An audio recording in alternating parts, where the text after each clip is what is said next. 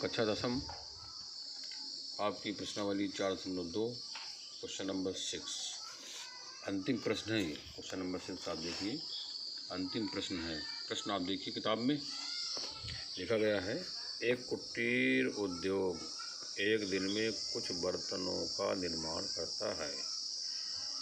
पूर्ण विराम। एक विशेष दिन यह देखा गया कि प्रत्येक नग की निर्माण लागत रुपए में उस दिन के निर्माण किए गए बर्तनों की संख्या के दुगने से 3 अधिक थी। यदि उस दिन की कुल निर्माण लागत रुपए 90 थी, तो निर्मित बर्तनों की संख्या और प्रत्येक नग की लागत ज्ञात कीजिए। है ना। तो क्या निकालना है आपको? निर्मित बर्तनों की संख्या। तो मानेंगे, काफी में देखिए, माना निर्मित बर्तनों की संख्या बराबर x। ये मान लिया गया कि निर्मित बर्तन किसी विशेष दिन जो है, निर्मित बर्तनों की संख्या x रुपए है ना। अब प्रत्येक नग की लागत, प्रत्येक नग की लागत है ना, प्रत्येक नग की लागत क्या होगी भाई? रुपए में होगी। तो क्या प्रश्न कह रहा है? देखो लिखा गया है, निर्माण किए गए बर्तनों की संख्या के दुगुने से 3 अधिक थी। तो बर्तनों की संख्या कितनी है आपकी? x है ना। बर्तनों की संख्या के दुगने अर्थात x का दुगुना हो गया 2x और 3 अधिक थी। 3 जोड़ दीजिए, 2x धन 3। ठीक है। तो क्या आ जाएगा? 2x धन 3। ये प्रत्येक नग की लागत है। ठीक है। क्योंकि आपके प्रश्न में निर्मित बर्तनों की संख्या और प्रत्येक नग की लागत ही ज्ञात करना है। लेकिन प्रश्न क्या कह रहा है? यदि कुल निर्माण लागत 90 रुपए थी, है ना। तो आप क्या करेंगे? प्रश्नानुसार यक्स बर्तन है, अब प्रत्येक नग की लागत कितनी है आपकी?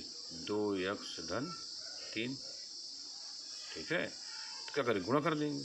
तो कुल रुपए कितने हो जाएंगे? 90 रुपए ही लागत है ना। अब आप x का गुणा कर लीजिए, तो 2x स्क्वायर प्लस x गुणा 3 में 3x और 90 इधर ले आओ, -90 बराबर 0। ठीक। अब क्या बन गया? आपका ये द्विघात समीकरण बन गया। अब इस द्विघात समीकरण को आप हल करिए गुणनखंड विधि से। तो 90 का गुणा करोगे तो 90 दूनी 180 अर्थात ऋण 180 आएगा। जो ऋण 180 आ गया, तो ऋण 180 अर्थात 180 कैसे गुणनखंड करो? जिनका घटाना, ऋण लिखा है ना, ऋण है तो घटाना, धन है तो जोड़। जिनका घटाना क्या आना चाहिए? 3। 180 के ऐसे गुणनखंड करो जिनका घटाना क्या आना चाहिए? 3। ठीक है। अब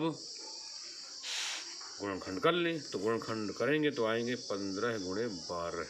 15 से 12 घटा दो 180 आ जाए, 3 आ जाएगा। 15 में 12 गुणा कर दो, 180 आ जाएगा। 15 दूनी 30, 15 कम 15 3 18। ठीक है। तो कुल मिला करके 2x स्क्वायर प्लस 3 कैसे आया? जब आपने 15 से 12 घटा दिया तो x लिखा रहेगा -90 बराबर 0। तो 2x square plus 15x minus 12x और ऋण 90 बराबर 0। इसमें कामन ले लो। क्या कामन है? कामन आपका x होगा। तो क्या बचेगा? 2x धन 15। इसमें क्या कामन है? इसमें हमें लग रहा है -6 कामन। 6 कामन ले लो, तो 6 दूनी 12, 2x और ऋण कामन हो गया, यहाँ धन बचेगा और 15 से 90 होता है तो 15 बचेगा बराबर 0। तो 2x धन 15 और ब्रैकेट में बचेगा x -6 बराबर 0। तो x के 2 मान आएंगे, है ना। x का तो एक मान 6 आ गया और एक मान आ जाएगा ऋण 15/2। अब आप जान रहे हो कि भाई निर्मित बर्तनों की संख्या क्या निकाला आपने? x माना है, x का मान 2 आ गया, 6 भी आया और ऋण 15/2 आया। ऋण वाला तो मान नहीं होगा। ठीक है। क्योंकि बर्तन तो आधा या ऋण में होता नहीं है। है। तो पूर्णांक है 6, यही मान्य होगा। तो इसका मान क्या आया? 6। तो निर्मित बर्तनों की संख्या क्या माना है आपने? x अर्थात 6 है। और लागत प्रत्येक नग की लागत 2, x का मान 6 और 3, 6 दूनी 12, 3 15 अर्थात 15 रुपये। ठीक है। तो बर्तन 6 और प्रत्येक नग की लागत 15 रुपये। बोलिए, बात समझ में आ गई आपकी? ये सवाल आपका पूरा हो गया। अब आप देखेंगे प्रश्नावली, अगली प्रश्नावली 4.3। देखिए प्रश्नावली 4.3 किताब में यदि निम्नलिखित द्विघात समीकरणों के मूलों का अस्तित्व हो तो इन्हें पूर्ण वर्ग बनाने की विधि द्वारा ज्ञात कीजिए। ठीक है। पहला सवाल है आपका फर्स्ट नंबर, इधर दूसरे का फर्स्ट एक्सरसाइज 4.3 शुरू हो गई। अच्छा, तो फर्स्ट नंबर है आपका क्वेश्चन है 2x² ऋण 7x धन 3 बराबर 0। तो क्या करना है आपको मूल ज्ञात करना है। ठीक है।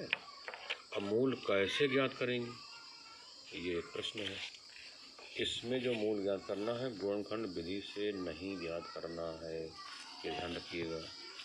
ठीक है। तो मूल ज्ञात करने की एक दूसरी विधि है, अर्थात गुणनखंड ही करना है, लेकिन गुणनखंड आपको कैसे करना है? पूर्ण वर्ग बना करके गुणनखंड ज्ञात करना। ठीक है। तो सबसे एक प्रकार से मैं तो यह कहूँगा कि कठिन काम है पूर्ण वर्ग बना करके गुणनखंड ज्ञात करना है। बहुत से बच्चे नहीं लगा पाते हैं, लेकिन आपको अगर नहीं आता है तो अब सीखना चाहिए, क्योंकि नवम में था ये पूर्ण वर्ग बनाकर गुणनखंड ज्ञात करना, है ना। क्योंकि अब 10th में आप पढ़ रहे हो, नवम को आता रहा होगा तो बड़ी जल्दी आसानी से आ जाएगा। अब नहीं आ रहा था नवम में, तो अब जान लीजिए, आने लगना चाहिए बस कुल मिला करके। ठीक है। तो हम भाई किताबों में या लोग जो बताएंगे आपको अलग अलग तरीके से बताएंगे, किताबों में अलग अलग लिखा हुआ मिलेगा, है ना। लेकिन देखिए हम कैसे बताते हैं। ठीक। तो हम आपसे कहेंगे आप बताइए इसमें कोई ऐसा पद है, कोई भाई 3 पद हैं इसमें, कुल 3 पदों को आप देखिए, क्या कोई भी पद पूर्ण वर्ग है? ठीक, जानते हो पूर्ण वर्ग? जैसे आपका 4 क्या है? पूर्ण वर्ग है, क्योंकि 4 का वर्गमूल निकल आएगा 2 का स्क्वायर होता है। 9 क्या है? पूर्ण वर्ग है ना, 3 का वर्ग है तो पूर्ण ये भी है। 25 भी क्या है? पूर्ण वर्ग है। 36 भी क्या है? पूर्ण वर्ग है। भाई जिसका वर्गमूल हम लोग निकाल लेते हैं वही संख्या क्या कहलाएगी आपकी? पूर्ण वर्ग। चलिए पूर्ण वर्ग है ये। ठीक है। अब आपसे कहा जाएगा 2 पूर्ण वर्ग है? नहीं, 2 नहीं। 3 पूर्ण वर्ग है? नहीं। 7 पूर्ण वर्ग है? नहीं है। ठीक है। तो ये आप ध्यान रखिएगा। जैसे x² बताइए पूर्ण वर्ग है? हाँ है। अब आपसे कहा जाएगा अच्छा ऋण 9 पूर्ण वर्ग है? नहीं, ऋण 9 पूर्ण वर्ग कहाँ? ऋण लगा होता है ना इसमें, अगर 9 होता धन में तो पूर्ण वर्ग होता। अब आपसे कहा जाए कि x² ऋण में लिखा है, अब बताओ ये पूर्ण वर्ग है? नहीं, ये भी नहीं है पूर्ण वर्ग। x² अगर होता केवल धन में वो भी, तो ये पूर्ण वर्ग होता।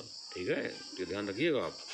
तो कुल मिलाकर के इस प्रश्न में आपने देखा कि 3 पद दिए हुए है ना, तीनों पदों में हमने देखा तो कोई पद पूर्ण वर्ग हमको नहीं मिला, है ना।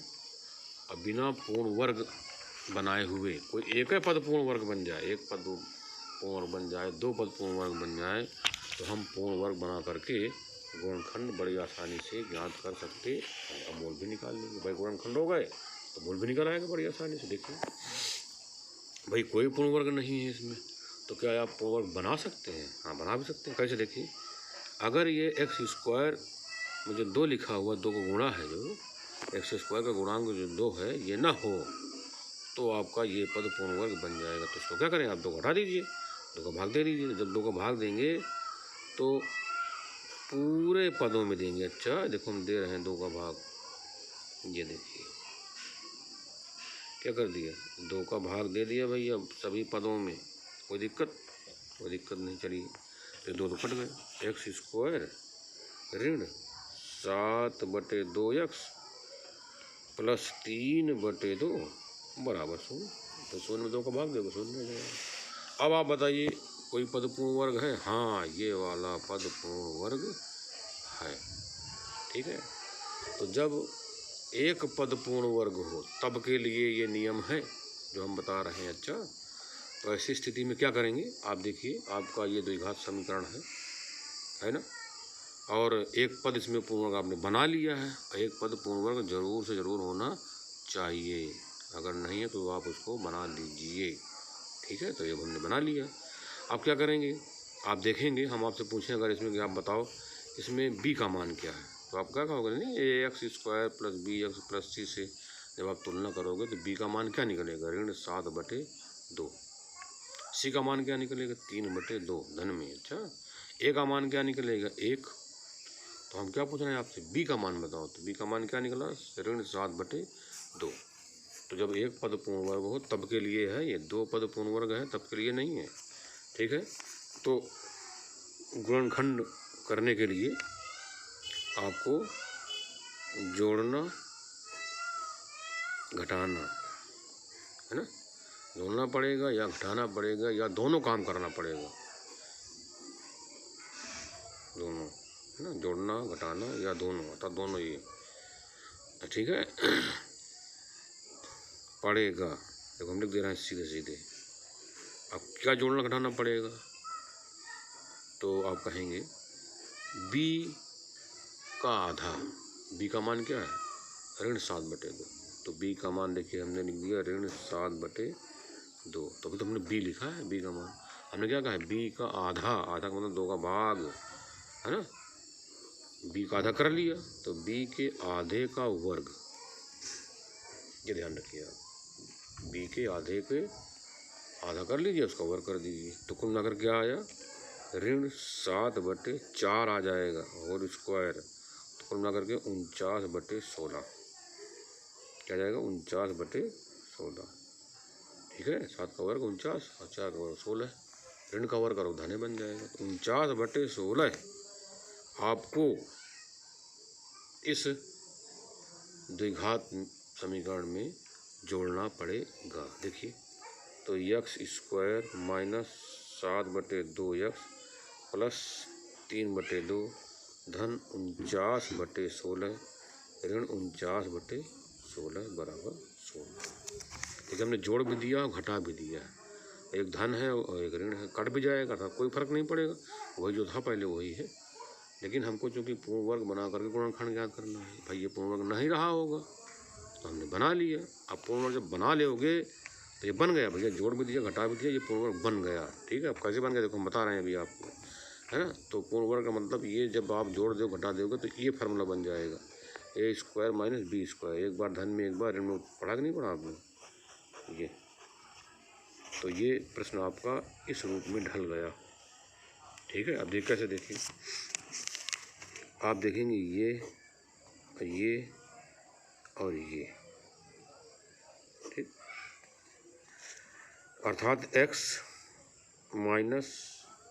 7/4 का होल स्क्वायर है ना, a ऋण b का होल स्क्वायर होता नहीं, a², देखो x का स्क्वायर x², ऋण 7/4 का होल स्क्वायर 49/16 आएगा कि नहीं आएगा, फिर होता है -2ab माइनस इधर देखो -2 है, -2a का मान क्या है x, b का मान क्या है ऋण 7/4 है ना, तो ये 2 दूनी 4 और ऋण क्या होगा धन, अर्थात 7x/2 7x/2।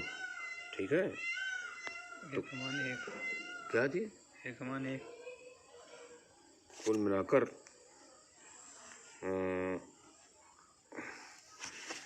इसको हमने लिया, इसको लिया और इसको लिया।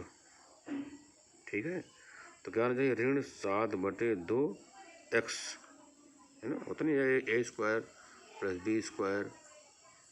- 2ab फार्मूला होता है कि नहीं। तो जब आप इसका होल स्क्वायर कर लोगे तो इसका वर्ग करोगे ये आ जाएगा, इसका वर्ग करोगे ये आ जाएगा, ठीक है ना, 2ab - 2ab है ना। ये देखो हमने लिखा है ये 2a का मान क्या है x और b का मान क्या है ऋण 7/4, गुणा कर लोगे तो ये भाई 2 से 2, ये 2 दूनी 4 हो जाएगा, तो 7/2x वो भी ऋण में रहेगा, ऋण में ही तो चाहिए, तो कुल मिलाकर के ये और ये है ना, ये तीनों जो है पद x माइनस 7/4 का होल स्क्वायर हैं।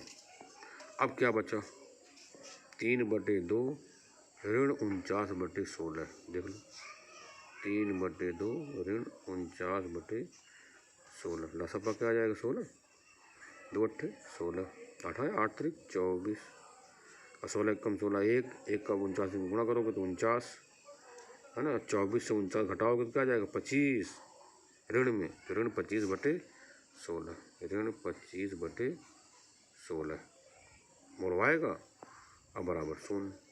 तो x ऋण 7/4 का होल स्क्वायर, ये क्या है 5/4 का होल स्क्वायर बराबर 0।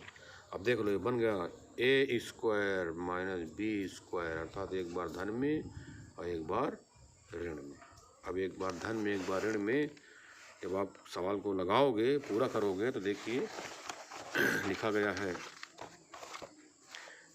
x माइनस 7/4 का होल स्क्वायर, x माइनस 7/4 का होल स्क्वायर ऋण, फिर आया 5/4 का होल स्क्वायर बराबर 0। अब क्या करें, एक बार धन में एक बार ऋण में। अब एक बार धन में एक बार एक जोड़ लेंगे, एक बार घटा देंगे, तो जोड़ देंगे भैया x ऋण 7/4 धन 5/4 जोड़ दिया हमने। दूसरे कोष्ठक में x ऋण 7/4 ऋण 5/4 बराबर 0 है ही। अब आप जानिए x जोड़ लोगे इसको, हर चूंकि समान है समान, तो 7 से 5 घट जाएगा, ऋण 2 आएगा, तो ऋण 2/4 अर्थात 1/2, 2 कम 2 तो दूनी 4 हो जाएगा ना। अब ये चूँकि हर समान है तो ये ऋण जुड़ जाएंगे, 7 5 12, 12 में 4 का भाग 3 आ जाएगा, है ना, 4 3 12, तो x ऋण 3 बराबर 0। ठीक है, अब आप देख लीजिए हमने पूर्ण वर्ग बना करके गुणनखंड कर लिया। अब आप खुद समझ रहे होंगे कि x का मान क्या आया 1/2 और एक आएगा x का मान 3।